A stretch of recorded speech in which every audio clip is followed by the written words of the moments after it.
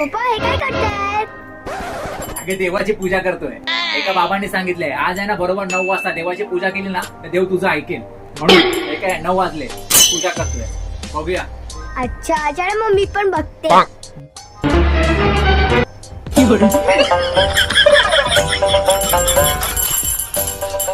हे भगवंता 2-3 करोड रुपये तरी दे रे. वाटल्यास वरती आल्यावरती परत दे. ठीक आहे, वरती ये आणि घेऊन जा.